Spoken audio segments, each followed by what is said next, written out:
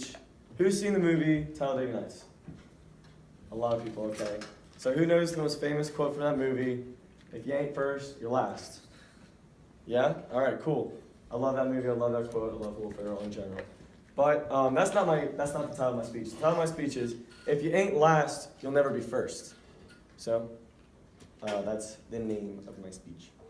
So we live in a society of competition, especially at the Citadel. That is more true than ever. What you can notice here more than any other place is that people have an urgency to compete with each other. I mean, I wear it on my collar. This is a competition. I compete with other classmates to get this rank. Others do the same, okay? In a society at large, once you graduate from college, you're going to compete for jobs. You're going to compete to be the best. Now, this is a good thing. Competition is a good thing. I don't want anyone to get that misconstrued. But what I will say is that competition can very often lead to arrogance. I want to offer a parable to you all. The parable is one of character. So there are two dogs. One is a Great Dane, large, majestic, beautiful. I love dogs if you don't realize this yet. But Great Dane, it's a gentle giant is often what it's referred to.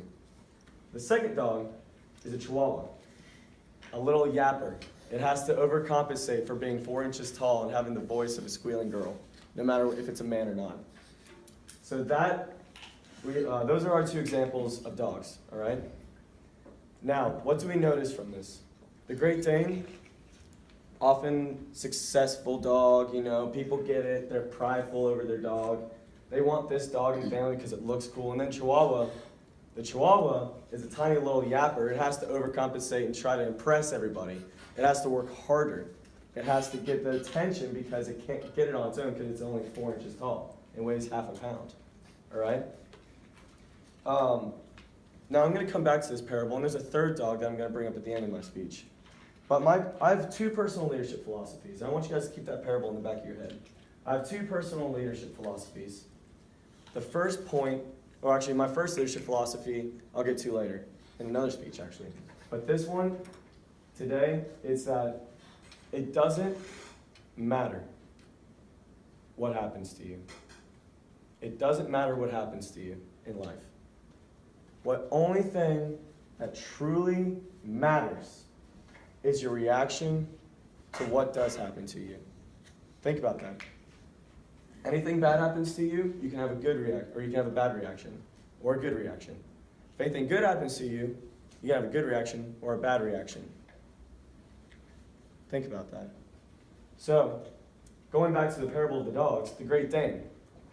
The Great Dane had something great happen to it. It was born a Great Dane. It's huge, beautiful. People pay thousands of dollars for certain Great Danes.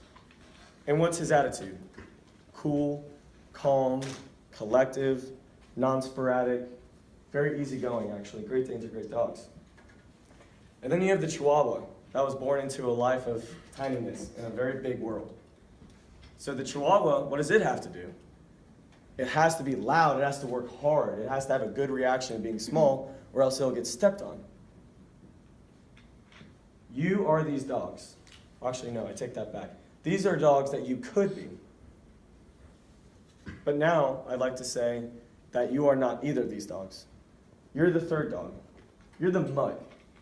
You are the nasty dog that never had a chance because you were born into a breed that's non-existent.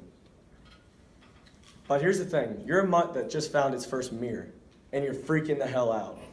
You have a choice to make. You can freak out, and you can look at yourself and just have an opinion of yourself that's grand and large like the Great Dane, or you can freak out and say, oh my God, I'm like a freaky looking dog and I have no idea what I'm going to do with myself. I'm just going to yap all over the place. But here's the importance of the mirror, is that the mirror and the dog and the mutt, this offers a retrospective analysis of yourself. Going back to my leadership philosophy, if you have a retrospective analysis of yourself and say, hey, I can do this. I can have a good reaction, and I can look at myself now, and I'm going to have something bad happens to me, look at myself, and I can have a good reaction. Who do I want people to see me as? Or you could have a bad reaction. If something goes your way, for example, you could have an overinflated ego, a large head. All right? You have the opportunity that the Great Dane Troll didn't have. You're a mutt that has a mirror. So when something good happens to you, again, you can choose to have a good opinion of yourself or a bad opinion of yourself. And if something bad happens to you, you can have a bad opinion of yourself or a good opinion of yourself. It goes both ways. So, at the Citadel, in a world of competition, make sure you hold the card up the whole time. In a Citadel, in a world of competition, you can choose. A good leader will choose to have humility, but confidence. A bad leader will choose to have arrogance. Someone who fails, and this is the reason I'm bringing this speech up in the first place, because I'm a failure. Let me tell you, last year was a world of failure for me. I'm not even going to go into the amount of times I failed last year. And this is why I'm giving the speech. Is because if you are a failure, like myself, of course, you can only succeed. This goes back to the title of my speech. If you never fail, or if you ain't last, you'll never be first. Failing is an integral part of anyone's life. To be tenacious and to use your failures to become a better person, that is what it means. We're the mutt in the mirror. We're not the Great Dane, we're not the Chihuahua, we're the mutt in the mirror.